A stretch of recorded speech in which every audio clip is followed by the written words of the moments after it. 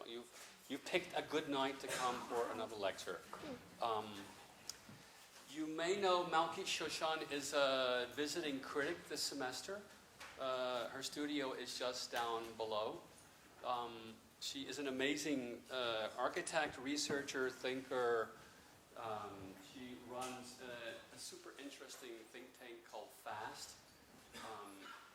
I don't remember what it stands for. Foundation for Achieving Seamless Territory. Foundation for Achieving Seamless Territory. Yes. Slowly. Wrong? Yeah. Perfect. I thought so. She's done two amazing books. This book in particular, I happen to have a copy. It's won a ton of awards, graphic design awards and other awards. Atlas of Conflict, Israel-Palestine. It's an amazing, amazing book. This is a more recent book, Village Wonderland to Systems Platform. That's her. This is her book here. Malkit did an architecture degree at the Technion in Israel. She also studied in Venice. And is currently doing a PhD at the Technological University at Delft in Holland. She's done a lot of work with the United Nations and with the Dutch government. She was a researcher at the Nieuwe Instituut in Rotterdam. She has published essays and articles in many, many, many journals, including Volume, I think also the New York Times pieces. So she's published a lot. She's written a lot. Also, we're very, very happy to have her here. She's a great friend and an incredible researcher as well. So, join me in welcoming to Syracuse tonight, Malkit Shoshan. Thank you. Hi, good evening. Do you hear me? Great. Michael, thank you for the generous introduction. And, I will just start with my presentation. I'm going to talk about two projects tonight, this evening, about the Atlas of the Conflict, Israel-Palestine, and about Village. These two projects explore the territorial aspects of the Israeli-Palestinian conflict and the possible role of the architect in this complex context. The Atlas of the Conflict is a project of visualization. It shows the territorial transformation of Israel and Palestine in the past 100 years. It took me about 10 years to find, draw, and compile the maps and turn them into a book. The research part was very challenging. It was very easy to find the sources and documentation of the evolution of the Israeli landscape, but very difficult to find information of the transitions of Palestine. Since the beginning or the end of the 19th century, the beginning of the 20th century, the Israeli presence on the land was carefully documented. Every land acquisition, every new localities that has been founded was celebrated, documented, and placed on the map. One by one, the Israeli localities created a territorial continuity. Eventually, they created a country. But as I already mentioned before, it was very difficult to trace back the existence of Palestine. As we all know it, maps and territorial representation are powerful tools. They provide strategic understanding of the reality on the ground. They are mostly controlled by the state and by power institutions. The Palestinian community was under occupation for centuries. Before Israel, they were under Ottoman and British rule. The colonial powers conducted land surveys, but the surveys were never public, were never made public, and after the creation of Israel, they were shelved deep in archives. Step by step, I managed to uncover this unrecognized landscape after spending hours in archives and by using the help of local NGOs. Eventually, the territorial analysis and the maps that I put together not only showed the striking emergence of Israel It also showed the shrinkage and the disappearance of Palestine. This map shows the Israeli localities in 1918, and this map shows the Israeli localities in 2010. And those are the Palestinians in 1918 and in 2010.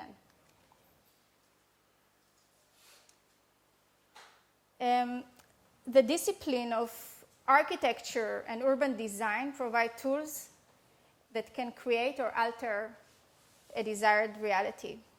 Destruction and construction are a direct outcome of architectural production. As architects, we should be aware not only of what we build, but also of what we destroy. The Atlas of the Conflict is divided to 10 chapters and a lexicon. The Atlas illustrates decade by decade, sorry for my English, I'm breaking teeth here, decade by decade, a century of spatial transitions with more than 500 maps that appear like time frames. Israel is depicted in blue and Palestine in brown. The two entities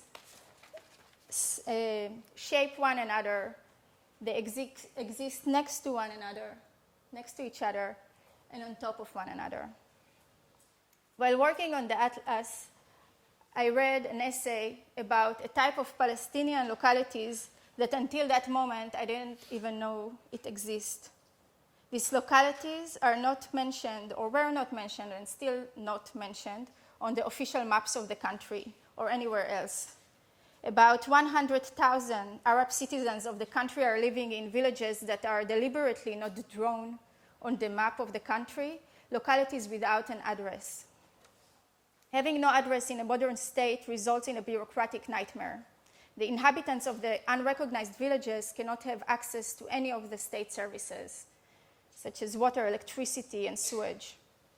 This unrecognized landscape demonstrates once again the power of visual representation and of mapping. It shows how an entire existence can be overlooked by a seemingly minor action, not drawing a village on the map. I wanted to include this map of the unrecognized villages in my atlas. At that time, no one had an inclusive map of these villages. It was before the time of Google Earth. Luckily, I discovered that in Haifa, there was a small NGO. It helped the inhabitants of the unrecognized villages, mostly by providing them legal assistance and representing them in court against home demolition. I went there, and I met Muhammad Abul Hija. Muhammad was born and lived his entire life in an unrecognized village. He was also the founder of that NGO. He helped me to draw the map, and in the process, we became very good friends. His personal story was mind-blowing, and it became the departure point of another project that I documented in another book, in Village. Village came out about a year ago, and by now it's already sold out. So I'm very happy about it, but I need to make another edition also of the Atlas. I consider Village as a complementary work to the Atlas. For me, it was like diving into a pictogram, into one dot on the map. And from that place, I try to extrapolate as many voices and as many narratives as possible. I wanted to get a better understanding of the complex livelihood in Israel, both sides, the Israelis and the Palestinians. The village is called Enchud. It was said that Muhammad's ancestor was Salah ad-Din's best warrior, Abu al-Hija. Abu al-Hija helped Salah ad-Din to defeat the Crusaders, and in return, Salah ad-Din gave him lands in Palestine. One of these pieces of land was Enchud. Few years later, it resulted with a prosperous community of 9,000 inhabitants living in a beautiful village. The village was located on the foot of Mount Carmel, just south to Haifa. During Israel's War War of Independence in 1948, the village of En-Khud was confiscated by the Israeli army, and its inhabitants were forced to leave. Most of the villagers ended up in refugee camps in the West Bank and in Jordan. However, Muhammad's grandfather, Abu Khilmi, with his wives, daughters, and sons, decided to stay nearby. He hoped to be able to go back to his village at the end of the war, but he was never allowed. His village was confiscated, fenced, and guarded, and he was considered a trespasser. He had no choice but to rebuild his house elsewhere. He began to build the new En-Khud, 1 kilometer away and in a viewing distance of his former home.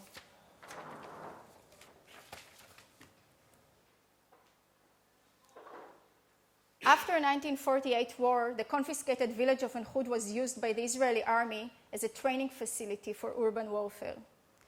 In early 1950s, Marcel Janco, an avant-garde Dada artist and an architect, discovered En-Khud. Janco was one of the initiators of the Dada movement in Zurich and of Cabaret Voltaire. He originally came from Romania. He moved from Budapest to Zurich during the First World War. He dreaded history and the old world. He was eager to reinvent himself and the arts. During the Second World War, he fled a Nazi pogrom, and he ended up in Palestine, forced to start a new life.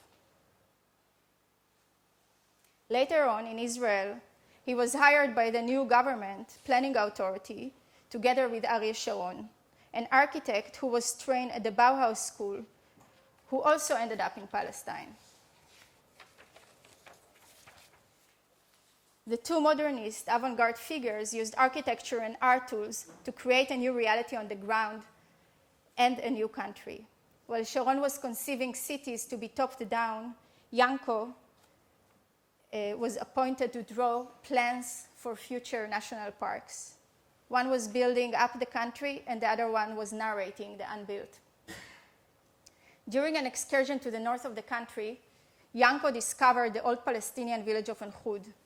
It reminded him of Monte Verita and his old artistic experimentations in Europe. He fell in love and he asked the government to give him the village. He wanted to turn it into an art commune. The government agreed, and Janco invited his artist friends to join. Together they started an art experimentation that led to the invention of the modern Israeli identity. They changed the name of the village from En-Khud, that means in Arabic a place of water, to En-Hod, that means in Hebrew a place of splendor. They regarded the village as a found object.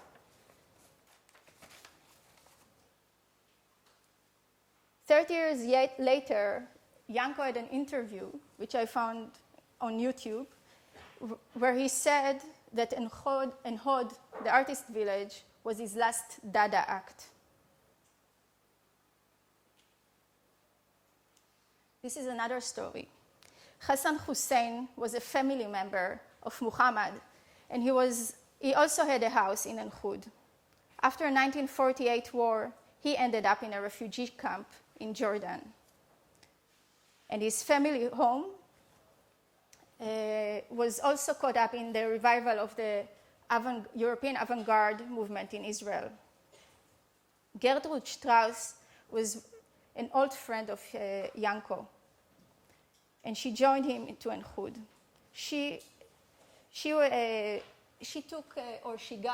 received from Janco Hasan Hussein house.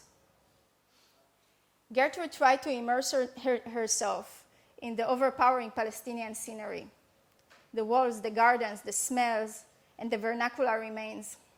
When Gertrude Kraus joined Janco, she was already a known dancer and choreographer.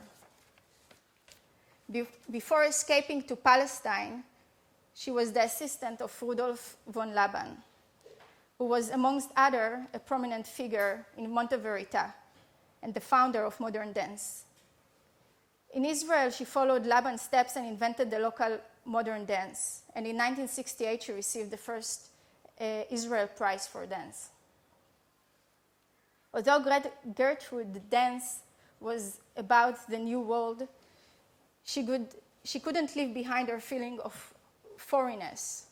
Her desire for belonging was present in her early performances in Europe.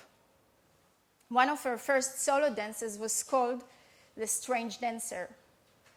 She envisioned a diabolic nomad, a mysterious musician played by herself. The adage that accompanied this work was, "No one asked me to come, but here I am." She performed the dance in Israel, but it was perceived as a strange statement. Gertrude desperately tried to detach herself. She desperately tried to detach herself from the burden of her unbearable past and from the wars of Europe. In Palestine, she created new and lighter dance. I'm here, sorry. Inspired by Laban. She tried to merge with the new climate and to let it form her. And inside Hasan's house, the detachment from history was also apparent. The war had left the house deserted and damaged, with an incomplete ceiling and holes in the walls. Concrete blocks were used to patch up the missing parts. Gertrude painted the house white, and the stone arches now appeared as separated objects, detached from their own history and functionality, a paraphernalia with no essence. Not only did the thin layer of plaster and the white paint remove Hasan's labor, but it also made the interior function as white cube that could absorb new histories, ideas, and narratives. Gertrude used Hasan's kitchen as a living room. Its original function was removed. The 2 baking ovens in the niche along the wall were cleaned up. They became part of an aesthetic decor, containers for small vases and kettle. On the walls, framed drawings were hung. The Arab house was turned into an eclectic wonder, a collection of objects, ideas, and lifestyles. Its original identity was overwritten.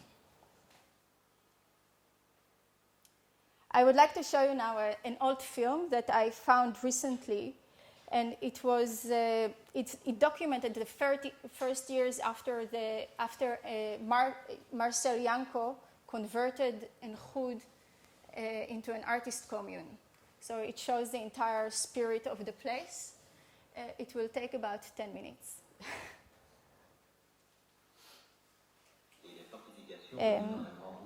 One second.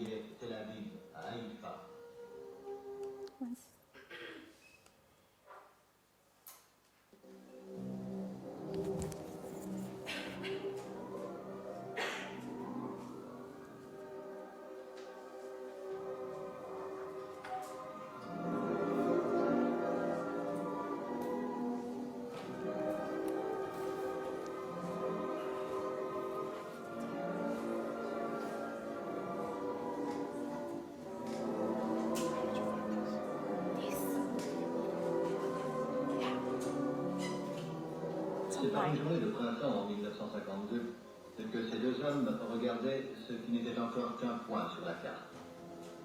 Pour le comité de planification urbaine, ce n'était que les ruines d'un village abandonné par les Arabes pendant la guerre d'indépendance.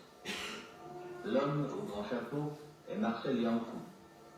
Il ne restait rien ici, sauf quelques ruines et les fortifications dominant la grande route qui reliait Tel Aviv à Haïfa.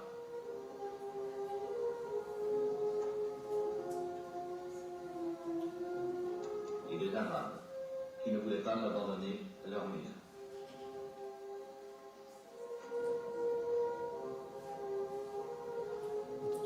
Il y a plusieurs champs de vieux oliviers et des terrains déserts au pied du mont Carmel. Le Carmel, dont les cavernes abritaient l'homme préhistorique. The last time I was there, it was just Les before Milo was reliques born. d'une ancienne civilisation rappelant les constructions de la période romaine et pré-gothique et l'architecture du temps des croisades.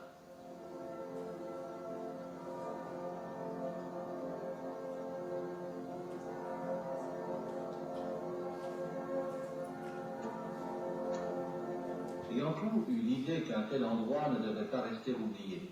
C'est un emplacement rêvé pour une colonie d'artistes. Au début, il n'y avait qu'une flèche indicatrice et un ou deux peintres solitaires.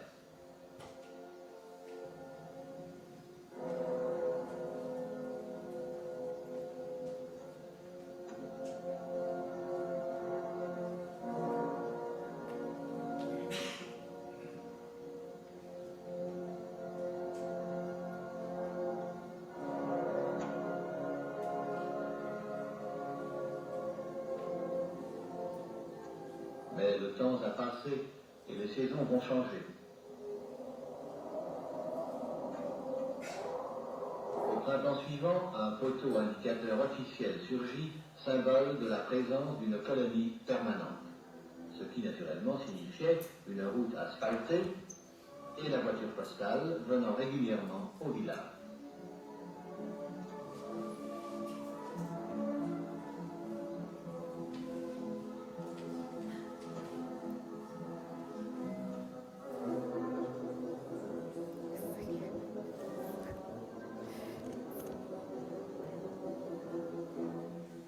Le matin est le moment le plus propice au travail. Les enfants sont déjà partis à l'école, l'éclat du soleil n'est pas trop vif, la lumière est douce et la visibilité parfaite.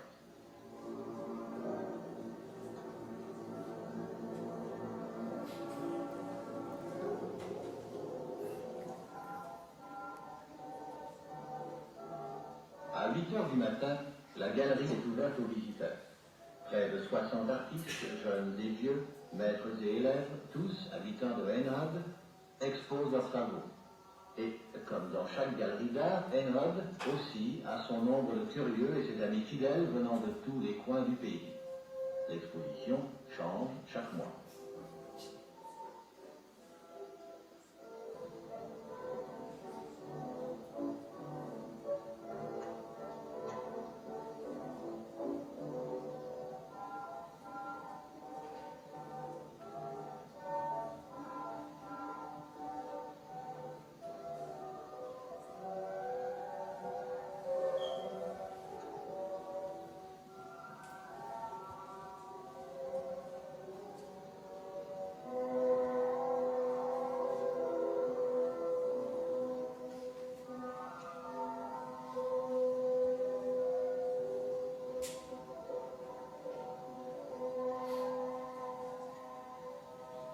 Mais tous ne se contentent pas seulement d'admirer les toiles.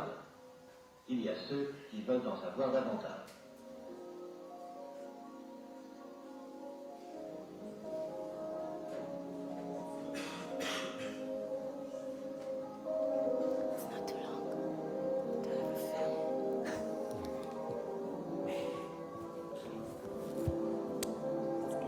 Gertrude Krauss, chorégraphe et danseuse célèbre.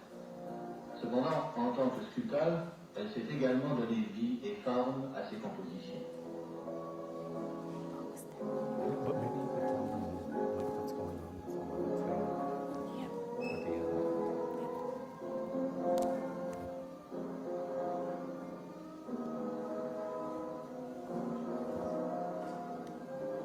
Moshe Mokadi, un des fondateurs de Reinhold. Son œuvre se caractérise par des tons gris et des nuances vives et soudaines. I'm going to stop here because it continues to describe all the rest of the artists that live in the village. I can give you the link later to watch it online. Okay, so these two realities of En-Hod and En-Khud, the Israeli and the Palestinian villages, still exist next to one another.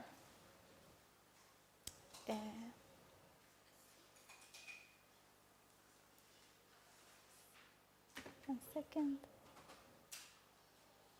It's stuck. Muhammad helped me to draw the map of the unrecognized villages, and we remained friends. My first architectural project after graduating architecture school and starting fast dealt with Enchud.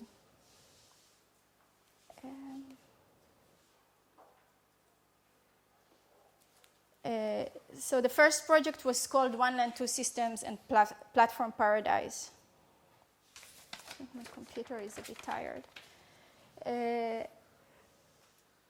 I try to experiment in this project with all sorts of professional methods and formats in order to raise awareness toward the existence of Enchud and of the unrecognized villages, but also to find ways to improve the livelihood of the in the village.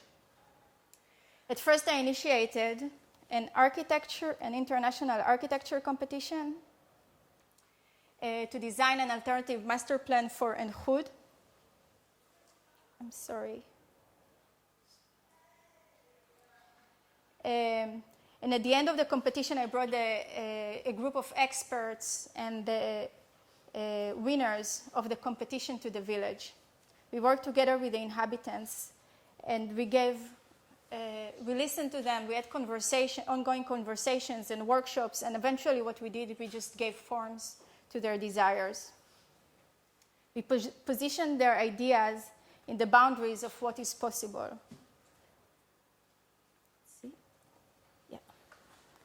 The ideas behind the plan was to provide the villagers with a document in which they could negotiate their civic rights with the local authority, with the government.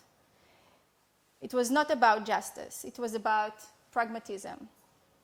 The motivation behind it was to simply improve the living condition of the community. But nevertheless, it seems that the document or a master plan is not enough. We realized rather quickly that if we want to, we have to promote the plan. We need to lobby it locally. And we discussed how we can do it, how we can bring the master plan to the village. I mean, master plan is an abstract document. To a non-professional eye, it looks quite boring and very difficult to read. And I wanted to bring the plan to life. So I was thinking, what are the means and what are the tools that I can use in order to show the plan to not just to the villagers, but to the surrounding, to the Israeli authorities, to show them that it's attractive, it's interesting, the development of Enchud is important, not just for the village, but for the entire region. And considering the recent history of the village, I decided to use art and art installations in order to mediate between the master plan and the reality on the ground.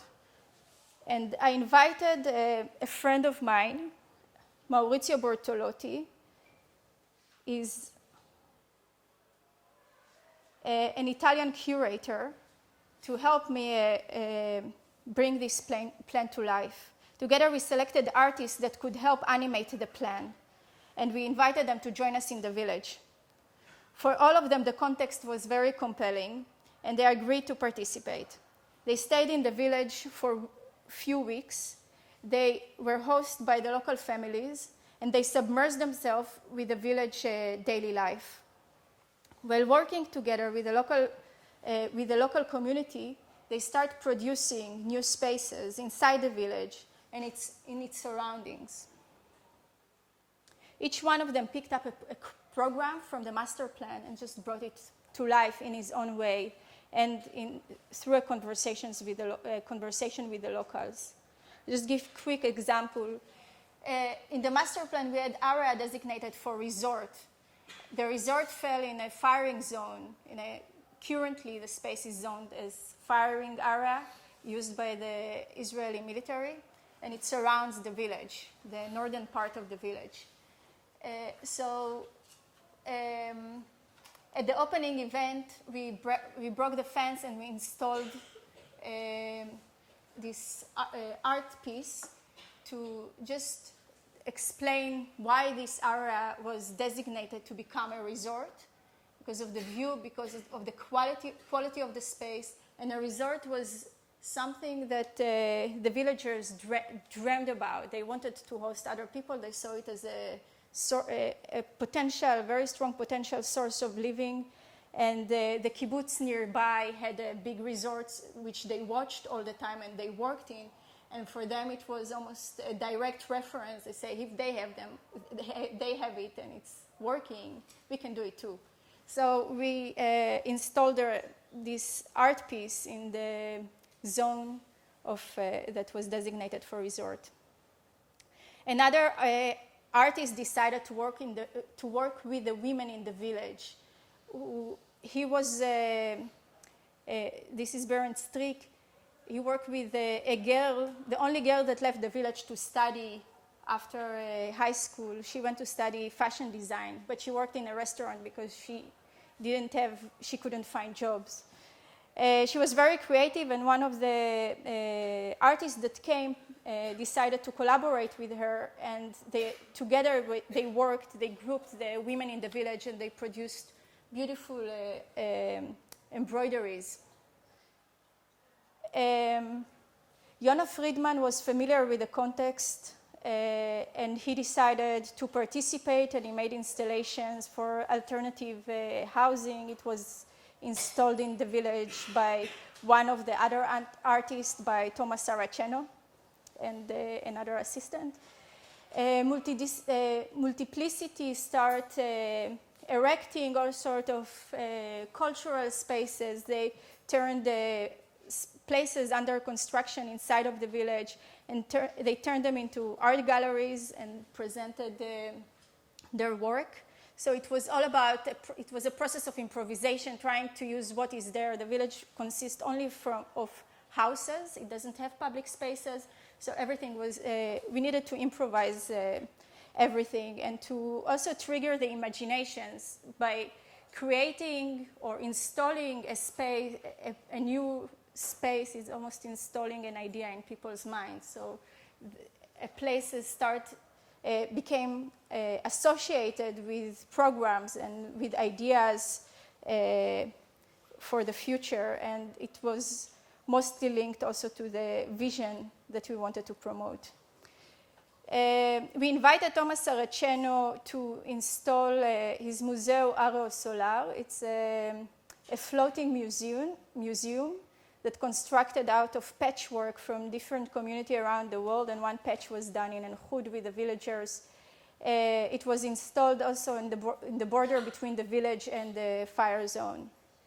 We invited Dan Graham to come and look at the improvised school. So the only public program that was in the village, it was an improvised school, and he made an installation in the playground of the school. We erected a marketplace, and before arriving there, I knew there is no way that we can intrude the homes, people's homes, with all our public programs and ambitions, and we needed to create a sort of a gathering space. So I designed a pavilion that was placed in the center of the village. It was, you can say, it's the first community building in the village. It was an inflatable because it's the only. I didn't want to construct something that is illegal, and an inflatable kind of mitigating between the it was a temporary space that we can just how you call it? We can just turn it off and it doesn't work anymore. It disappears. So it was very convenient to use an inflatable for that occasion. And during the time that we were there, it was used for gathering, and we put a small exhibition that explained the master plan and the history of the village. These are just some examples.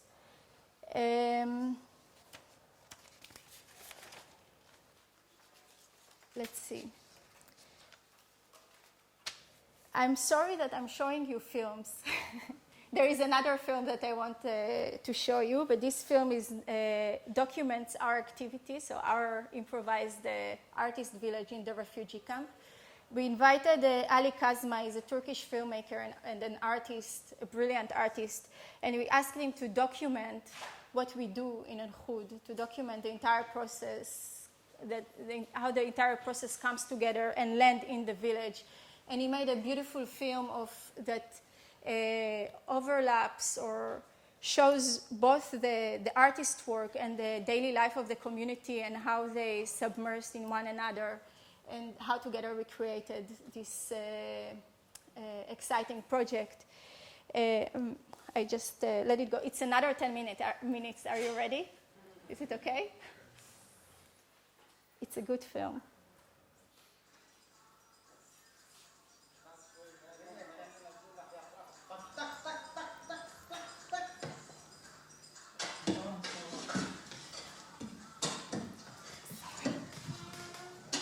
It's very abstract otherwise.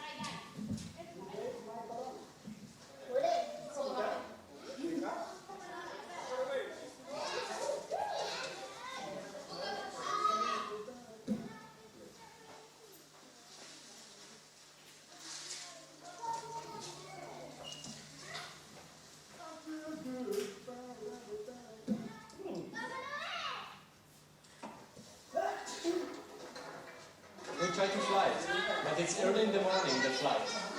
You need the very first sound in the morning. It's no gas, it's just air inside with a fan, and then it flies. That is the building in the air. It can move up and down depending on the heat because it's passively powered. Celestial Jerusalem. Let's make it the home of development of living in the air. You have conflict over the land.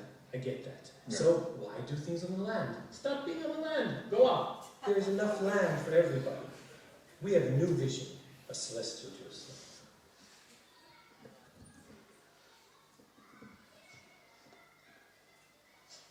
Thomas is a very strange friend.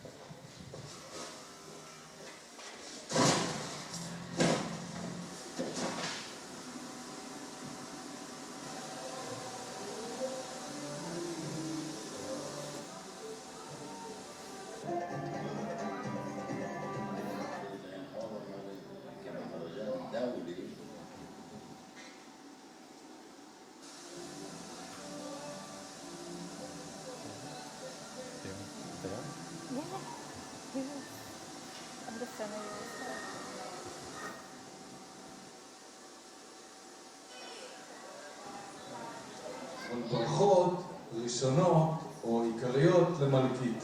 Working directly with people, you can work directly also with their dreams. Because it's all about light and about moment and time and change. The same concept that we want to give. I'm trying to introduce the notion of artisanal. Of the Chinese wall, but it just started from just a little at the beginning. An artwork stays open to possibilities. Me as a photographer and she as a designer. Soft activism, the way we define it. Refreshing to see things that really happen. They have no rights or no basic, the most basic things that we...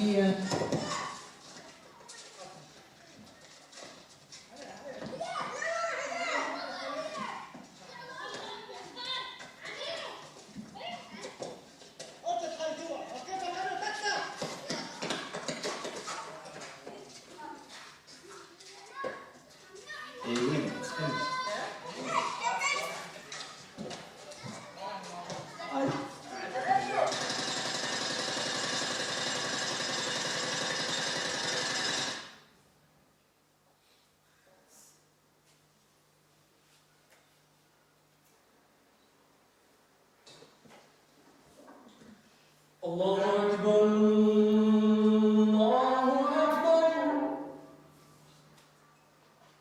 Allahu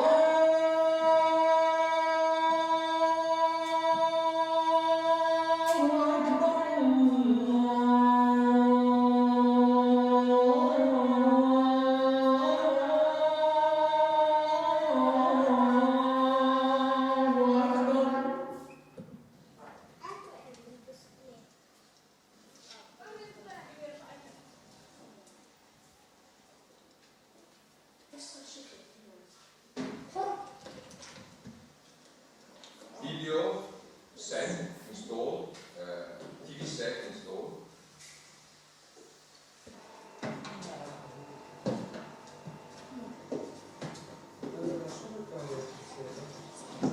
Very nice book written by a woman, no, it's an English woman, Virginia Woolf, A Room of Her Own, and it's a nice book about how women need to have their own space.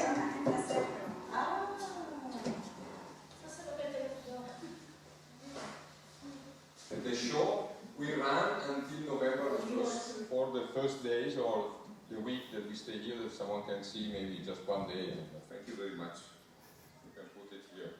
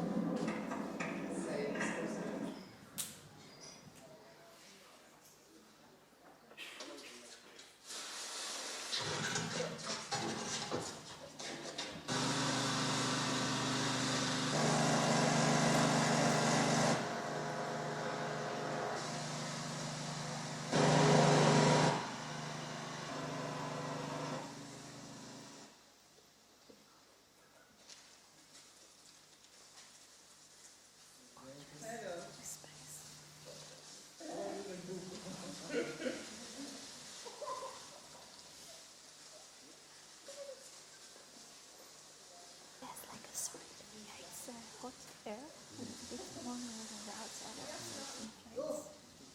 And it has a birth canal. A tube.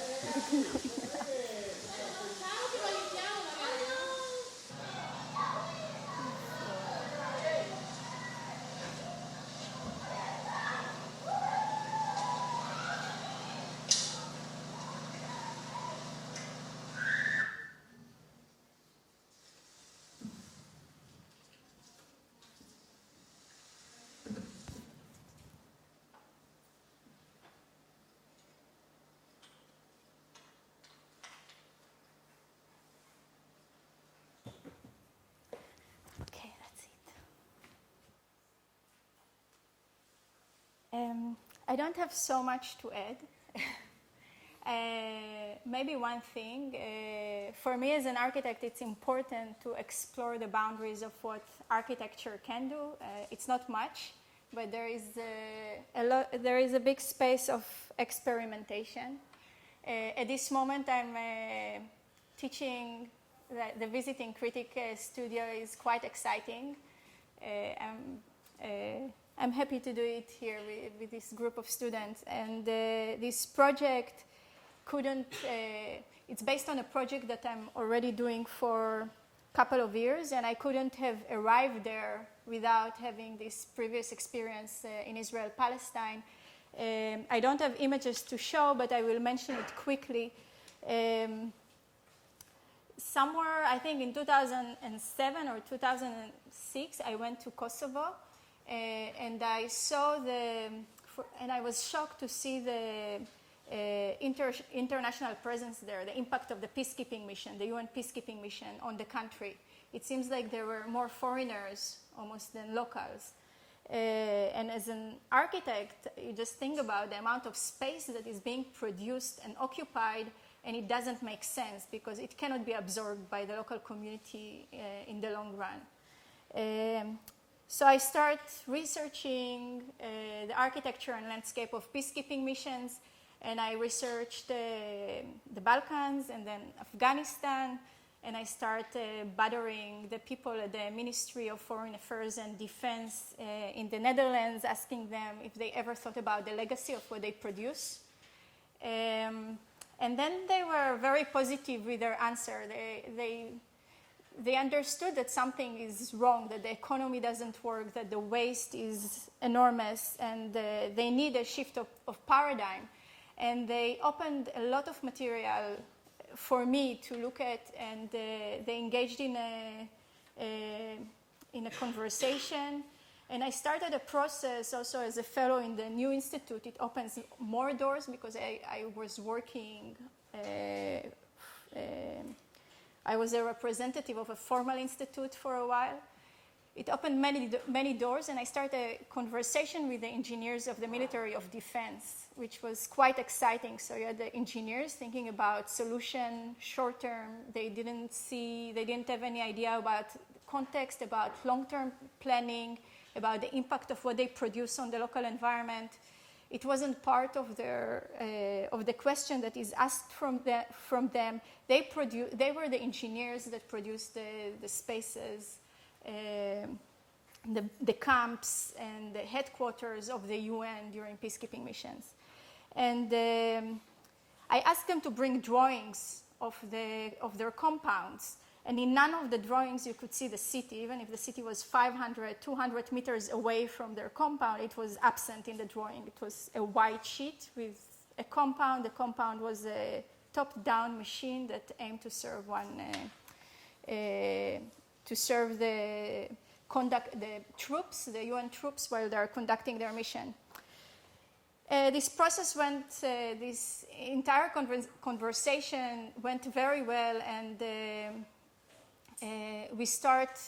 we had a series of workshops where we start designing scenarios of legacies, how we can use this this UN base as a catalyst for local development, or how we can reduce waste, how it can be traceless. And at this moment, I'm working with their ambassadors at the UN, with the Dutch ambassadors at the UN, and we try to push toward a change of policy. We have a presentation in November at the UN Assembly, so it's very exciting. So you can say, okay, so architects cannot do much, but I think with a bit of perseverance, it's possible to change. So, yeah, I think I would like to end with this story. I will keep you updated.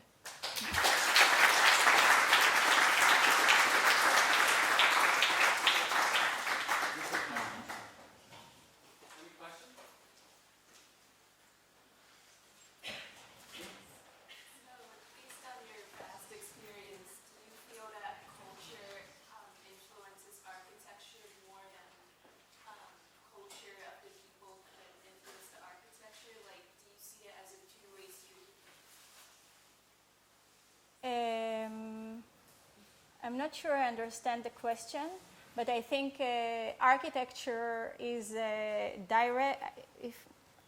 I'll try to answer.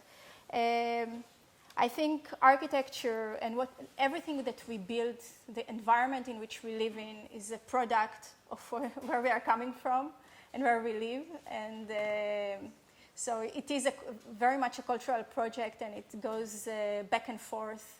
The environment feeds it, politics feeds it, our desires feeds it, so many things feed it, and it feeds it back.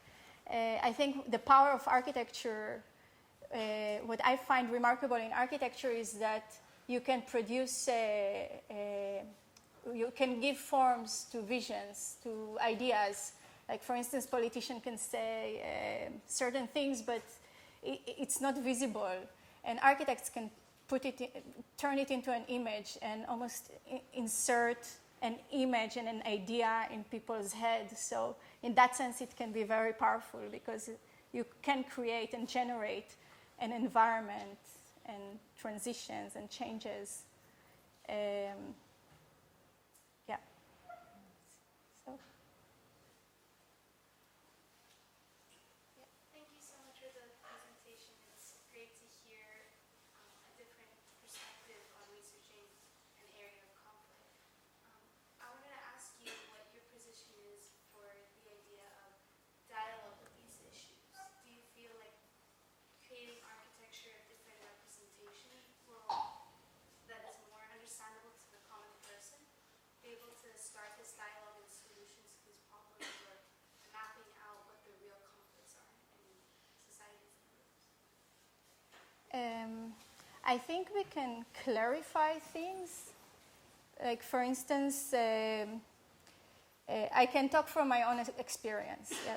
So if I look at the atlas of the conflict, one of the reviews that I received about creating these maps, it was a review by the Jerusalem Foundation. It's an organization. I think they're based in Washington, and they work with the West Bank and with the Palestinian Authority.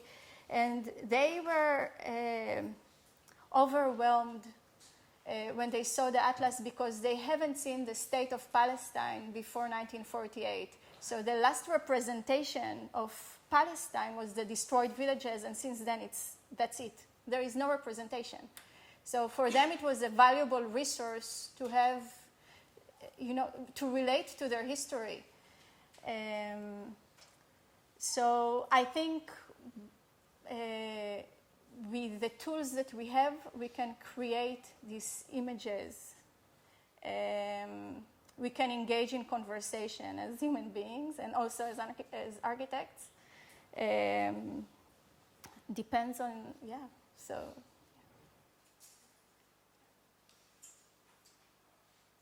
So in your research of the village development, when the Israelis came in and formed kind of this artist commune, were the original founders of it aware of the previous history of the village, or do you have any more insight on that? They weren't interested. They were aware, but they didn't want to know. They were modernists. For them, Israel was the past was up to the narrative that they wanted to write. They could rewrite it. One of the examples I can give, this has really happened. After they entered to the village, after the artists entered to the village, they start finding all sorts of, let's say, jewelry and coins and like precious material in the ground in their backyards. And the Palestinian, there are two narratives, the Palestinian and the Israeli, and they don't come together. So the Palestinians say that in 1948 they were sure that after the war they will come back, and they didn't want to escape with all their precious belongings, so they dug a hole in the ground and buried their stuff, and they wanted to pick it up when they are coming back to their village after the war. the Israelis said, oh, we found the Roman and Crusader remains, and they started a complete archaeological narrative. They put it in a gallery. It was artists, so they weren't obliged to a scientific proof. They could narrate it. They could tell whatever story they want. And and you can still hear these stories. So for them, the past of the village wasn't interesting. It was what they can make out of it. And they still know. I mean, the Palestinian community live like, they see each other every day. They cannot ignore one another. They are in each other's face. They are very close to one another, the two villages. Yeah?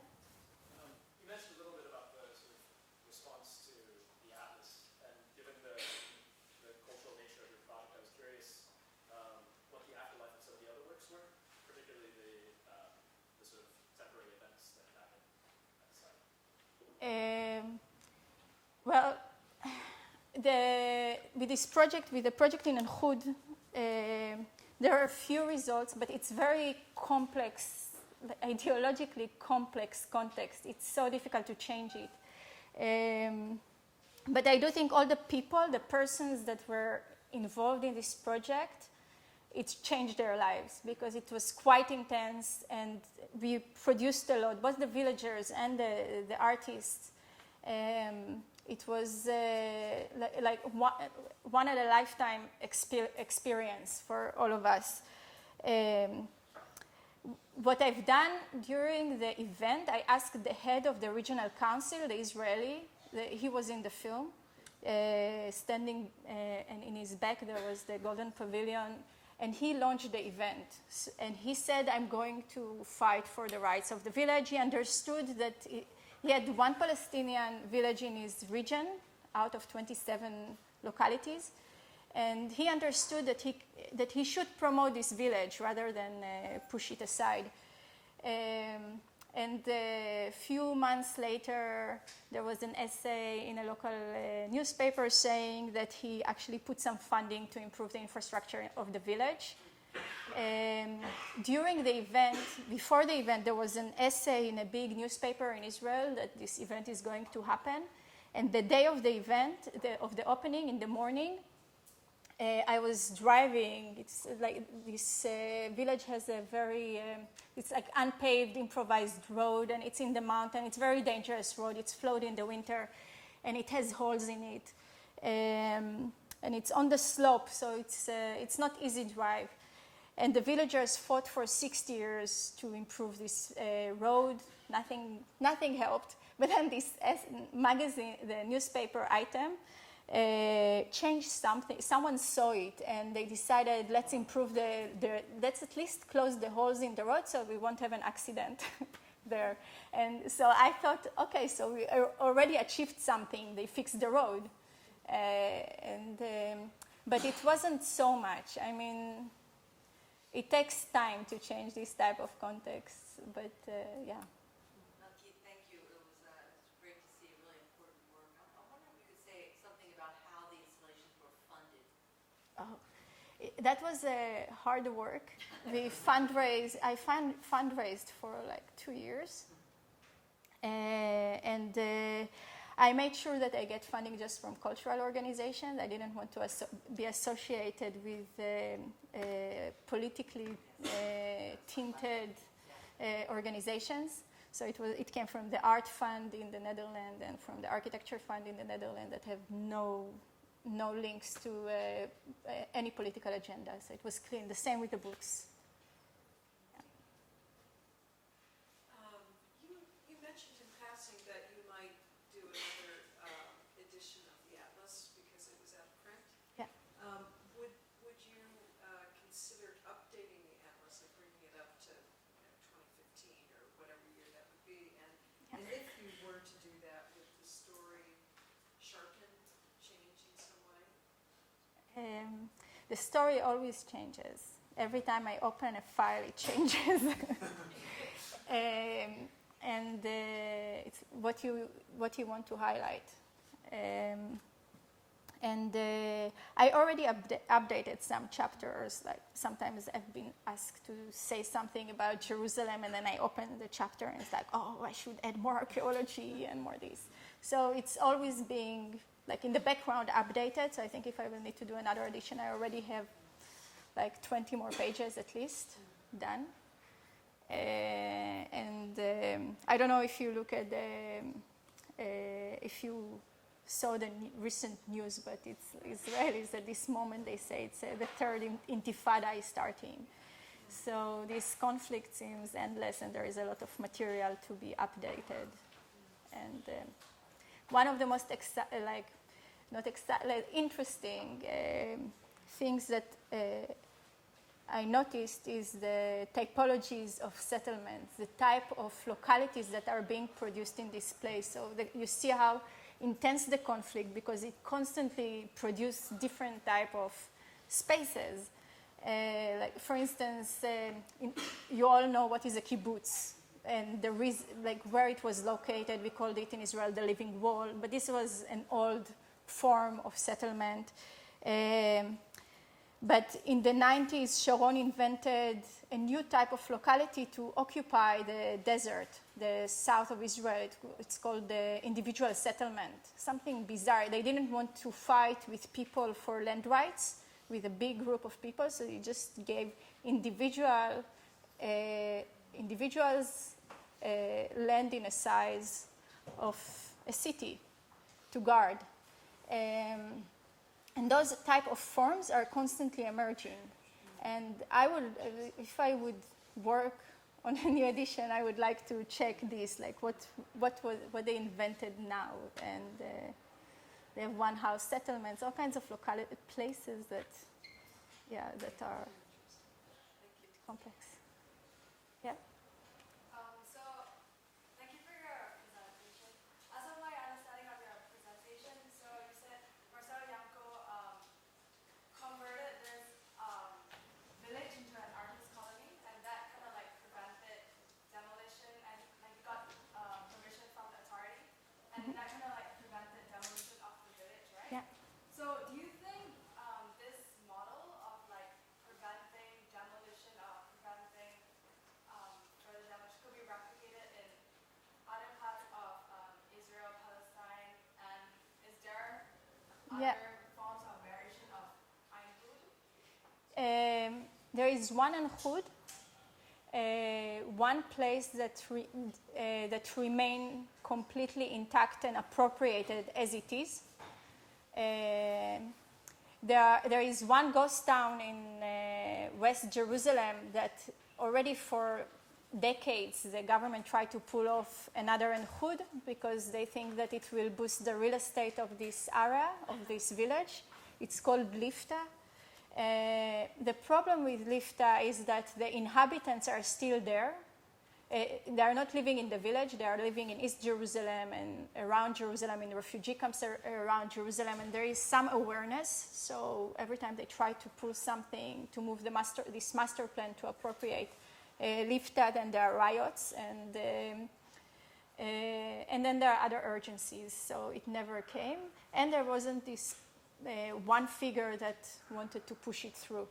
And there are some neighborhoods in existing city, like in Jaffa, in south of Tel Aviv, and in the north of Israel, that Yanko was also behind their preservation. And there are also, they called like artistic neighborhood, like the local bohemia likes to live there because it has this oriental, authentic style. The rest is destroyed, so more than 500 villages got destroyed, like bulldozed. There is no traces. There are no traces of them. So he preserved it, but he preserved and appropriated and changed its narrative. It's still a testimony of past life, but it's problematic. Thanks for your talk and also for showing us those two videos. I wonder if I can draw you out a bit more on the comparison that you seem to be making between what appear to be two different kinds of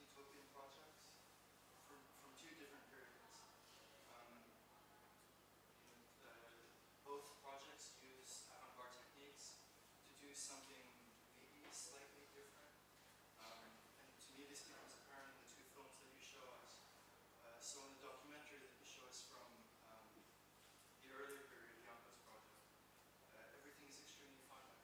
All the sentences are completed. There's a very clear idea of placemaking that's happening in this documentary.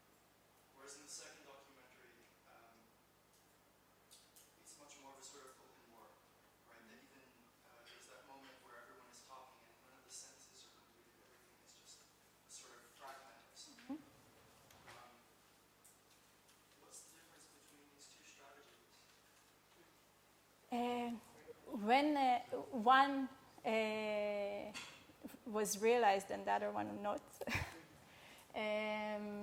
I think there is a big analogy between the two films, and actually we looked at it as a reference. It was a big reference, the way Janko was working, and we said, can we bring this artistic power, or art power, the power of art, and use it as a tool for activism?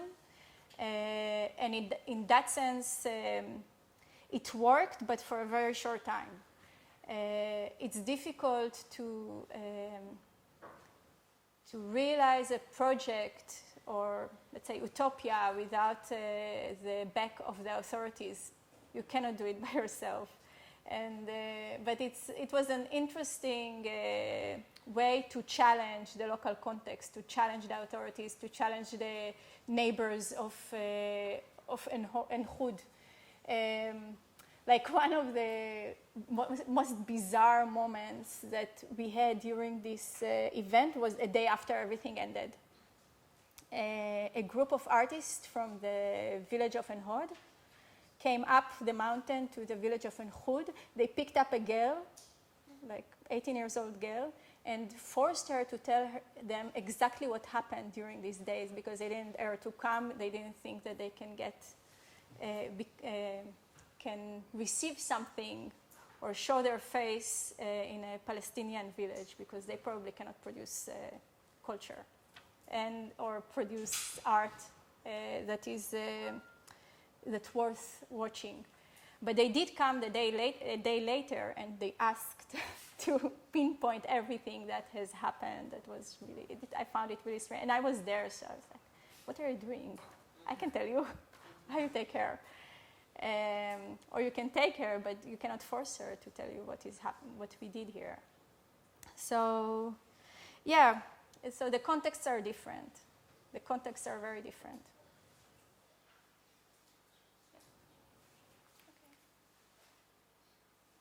Okay. Yes, we're done.